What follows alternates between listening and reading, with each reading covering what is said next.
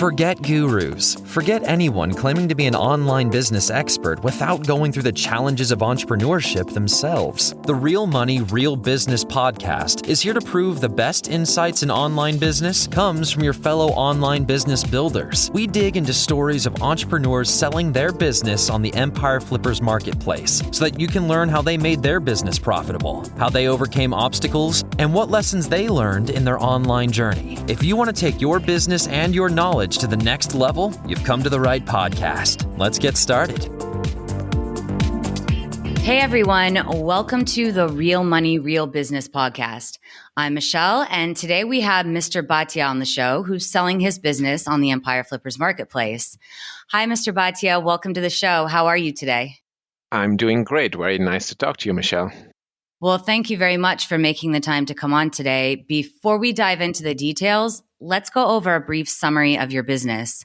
It's an Amazon FBA business in the apparel and accessories and children's niches, created in August 2016. The average revenue for the business is $46,986 per month, and it makes an average of $6,478 per month in net profit. Included in the sale is an Amazon Seller Central account with 24 SKUs, a primary domain with all site content and files, 2 additional domains with all site content and files, supplier relationships, social media accounts for Facebook and Instagram, trademarks, an email list, photos, artwork, email templates, employee contracts, and a model release form. For everyone listening, you can visit empireflippers.com/marketplace and search for listing 58391 to learn more about this business. Or you can unlock this listing to start your due diligence if you're interested in purchasing this asset. So, Mr. Bhatia, now let's hear from you. What can you tell us about your background in building and running online businesses? Yeah, Michelle. So, my wife and I, we run a preschool for infants all the way to kindergarten. So after running the school for a few years, we felt that, we understood children's needs quite well, that we could design and sell children's accessories better than those available in the market. Anything from the design patterns to the functionality involved to even safety requirements. That's why we chose this particular Amazon business. And you've done quite well with this. I see, obviously, you must have been onto something because your best-selling product has an Amazon's Choice badge and has very high reviews, and over 1,000 people have reviewed your product. Certainly. And honestly, Amazon Choice badges, I see them as Oscars for actors. They come and go all the time. So, at a peak, I think we probably had the top 5 products, all of them having Amazon Choice badges. So it's simply a matter of which product happens to, catch people's eye, or there are some that are more for infant boys versus girls. And if there are more people buying for boys, then we find that those ones tend to do well and so on, right? In general, though, as far as the review ratings are concerned, I think we've got a lot of products that are more than 1,000 reviews. And that's simply from the fact that we've been selling for so long. But almost every single product is very highly reviewed.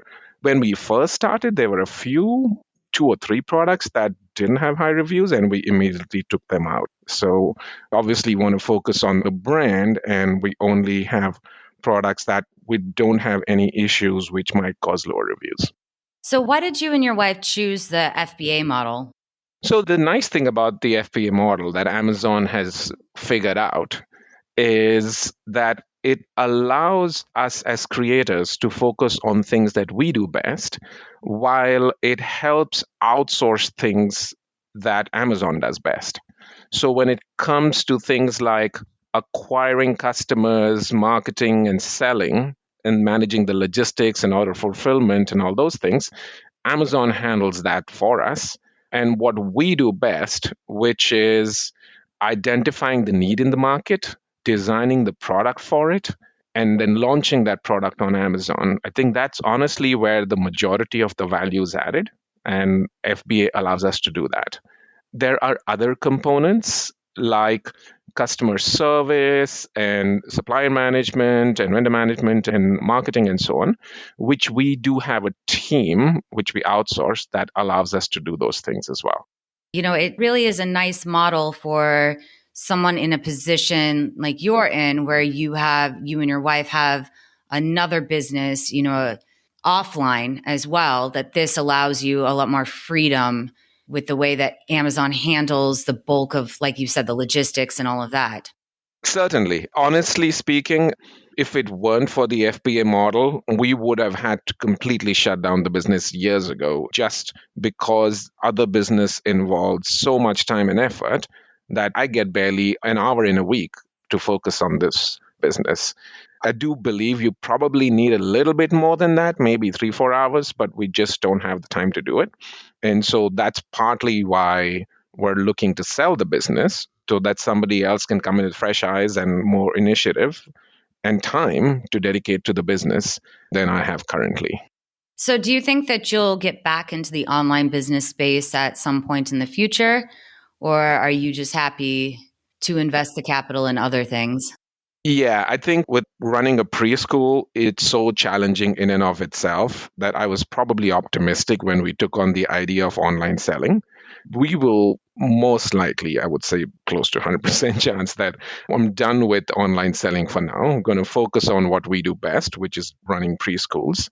And if I do talk about other businesses, they will more likely be in the bricks and mortar space, in real estate, than they would be online.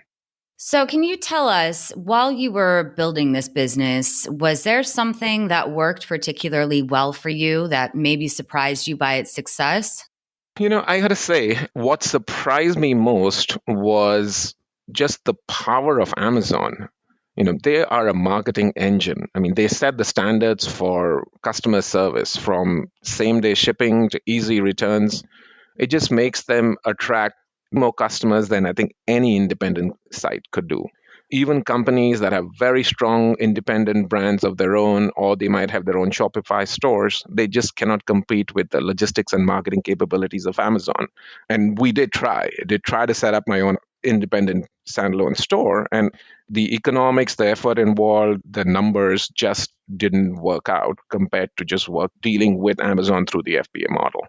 I'm sure with your limited time to focus on the business, that was probably a challenge as well. Was there anything that you did that didn't work, that maybe surprised you, that you thought was going to work, and then you had to readjust the way that you were approaching it? Yeah, I think it's what I just alluded to. I tried developing my own website to try to sell from there.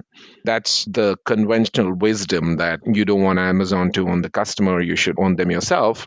But at this stage, Amazon is such a juggernaut that although I did in building our own website, I found that the cost of sales, the cost of bringing every customer into our website, it was just so high that it was hard to make a profit. And then the logistic complexity involved anything from tracking shipments to returns to third party warehouse management. It was just not worth the effort. So we just exclusively sell on Amazon now. So, what are you currently doing in terms of marketing for the business? Honestly, not a whole lot. Primarily focused on Amazon with PPC investments, just our Amazon store. And we do have an independent website and an email list, but I think the majority of revenue, as you would expect, comes directly from Amazon itself. Well, that could be an interesting opportunity for a buyer, is to maybe even drive traffic from the website to your Amazon listings. Yeah, and drive traffic to the website itself. I mean, there's a gazillion things people could be doing that we, frankly, if I had the time, I would get into it. But, even doing better marketing, more tying up with more affiliates, it's a fairly prolific niche. There's lots of blogs out there. One could tie up with other blogs, get into higher, the top ratings of the reviews on blogs about similar products. One could try to get involved in those so that you get traffic from there. There's lots of ideas. And what are some other opportunities for growth that you can see as something that a buyer should maybe focus on? Off the top of my head, I can think of 5 different areas that the business could grow. First and foremost is the Amazon Accelerator program. Amazon approached us to include us in that program. It's going to provide tremendous visibility on their platform. I think it has the potential to increase revenue 3x to 5x within 12 to 18 months. The second thing I would say is expanding into other countries. We already have approval to sell in Canada, Mexico, UAE, and Saudi Arabia. Again, I haven't really even exploited that opportunity fully. Barely have one listing in each of those markets just to try it out. And I think even going beyond that to expanding to Europe and to develop markets in the Far East like Singapore and Japan, all these are opportunities that Amazon has actually approached us to say, please, we would like you to expand there because, they consider us one of the higher rated brands within the baby segment. So I see opportunities there. The third one would be, other platforms besides Amazon, like Walmart. We already have approval to sell on Walmart. Again, I just haven't had the time to pursue it and understand the logistics and the economics behind that. So Walmart is high on the heels on Amazon and trying to catch up with them. And then there are other platforms besides Walmart as well that one could look at. And number four would be launching more products. Our brand has been around for 5 or 6 years, so it's a fairly established brand at this point, but we focus mostly on 2 or 3 product categories. One could add additional product categories, and I mean, I've got an idea for half a dozen myself, and in some cases, even have suppliers identified. Again, just haven't had the time to pursue that. And then I think number 5 would be the fact that we are in the baby niche. Now, that niche has a lot of offline potential in even selling to retail stores and boutiques. Those tend to have much lower volumes than Amazon, but much better margins. Again, the opportunities across so many different dimensions. Well, if we can for just a moment, I'd like to touch upon your inventory. You have 2 very interesting things, in my opinion, about your inventory. The first is, as you were kind of saying, that Amazon looks at you as one of the top performers in your niche. So you have quite a high inventory performance index. So right now you don't have any storage limits. Is that correct?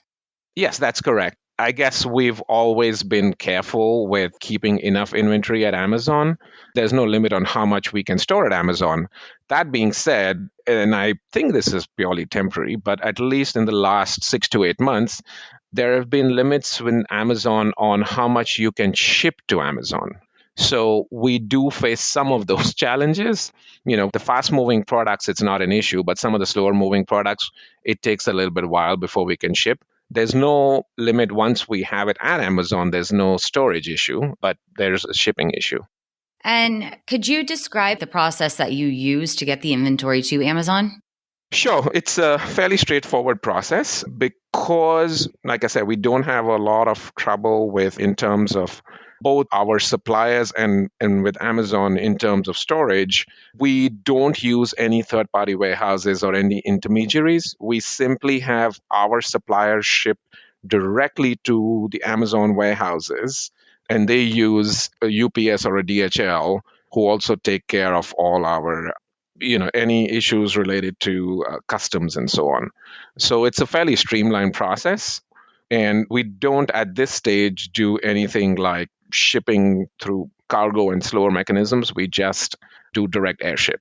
And you've changed suppliers. You were using a supplier based in China and you switched to one based in India. Well, we have always used the supplier that we are currently using, the one that's based in India.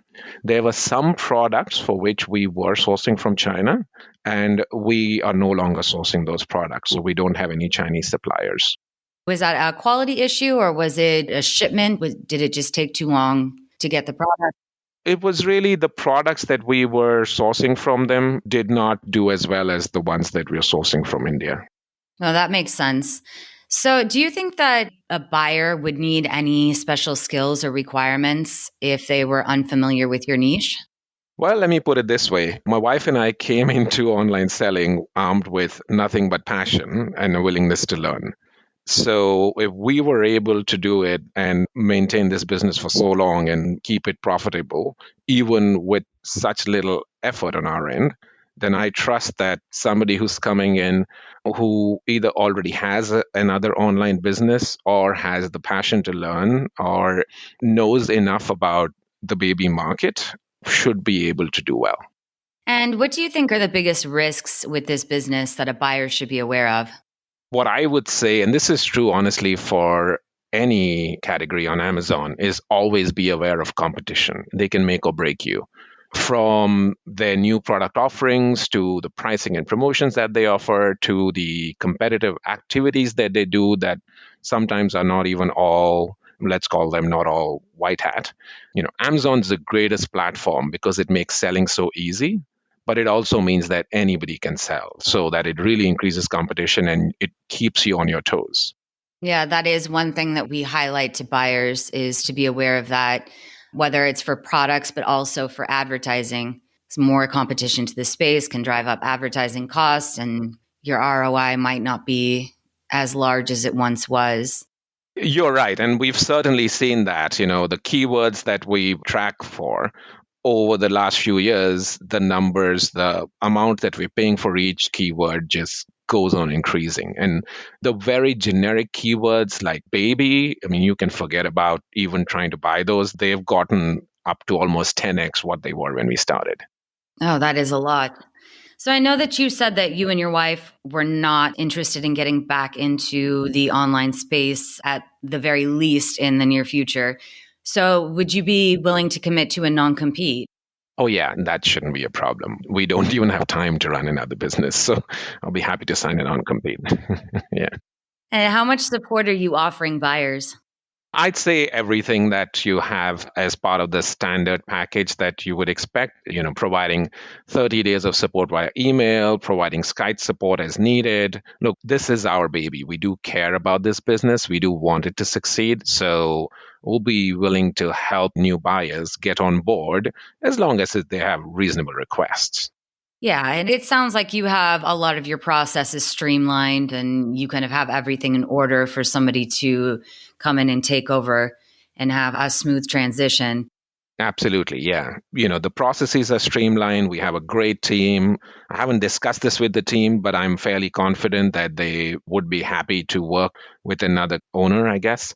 And it's not simply about the processes. Honestly, things get trickier when there are issues that don't fall under processes. And that's where I think our team shines in handling those exceptions very well. I mean, frankly, there are times where they handle the issue and then they tell me about what they did. Well, speaking of your team, can you describe to us what the amount and type of work that you are currently doing on the business? Maybe kind of go over what your team does and how they help you out? I'd say the work that I currently do, that me and my wife, we are involved in deciding what products to sell, designing them, doing the product launch. And then on a periodic basis, we just keep a track of inventory and see what is the size of each order that we need to have. But once we decide that order amount, the rest of it is all handled by my team. They coordinate with the vendors, they manage the logistics of the shipments, tracking against orders. That's from a logistics perspective. Besides that, they manage all customer interaction. They provide customer support. They also manage all the marketing, the listing management, promotions, all of those things as well. And so that's how we were able to spend barely an hour a week, because I'm primarily just looking to make sure the sales are okay and we do have stock in inventory. And when we don't, I just make sure to know how much order to place, and the team handles all the rest. Yes, it definitely sounds like you have everything in place to be quite easy for a new buyer to come in. And kind of focusing on a potential buyer, would you be open to negotiating something like an earnout? Like all other sellers, obviously, I would prefer to sell all outright, but I am open to all ideas. So, with the right deal structure, we consider an earnout as well. And before we wrap up, if you're putting yourself in the shoes of a buyer, why do you think this is a business worth buying? Yeah, that's a good question. I would put it down to four reasons. First and foremost, we have a fairly strong brand as recognized by both our customers as well as Amazon. Number two, we have very high quality products. You can see that in our ratings. Number three, we have a proven track record. Amazon businesses tend to be, a couple years long, and we have a 5+ year track record. And then finally, I think we have a tremendous runway for growth. There are so many different growth opportunities, as I've talked about earlier today, that somebody who has the dedicated time to put in the effort will certainly see the results. And is there anything else that you'd like to share about your business that we might not have covered? I think running a business is a labor of love. And running a business on Amazon, besides giving you pretty high rewards, you have the opportunity of economies of scale. So not only are you getting the best of what Amazon can give you, I think if you have multiple businesses, there's a lot more that you can do on your end to streamline your operations across all your businesses and get even more out of that platform. A buyer who has that setup, I think, would appreciate this business even more. Well, I think that is a wonderful way to wrap this up. I want to thank you, Mr. Bhatia, for coming on today. It's really been a pleasure to learn more about you and your business. Thank you, Michelle. Thanks for having me. All right, everyone. Thanks for listening. To learn more and see if this listing has already been sold, head over to empireflippers.com/marketplace and search for listing 58391. If you're watching this on YouTube, click the link in the description to go straight to the listing. Once you've unlocked this listing, you'll be given everything you need to know about this business. So until next time, enjoy your digital journey.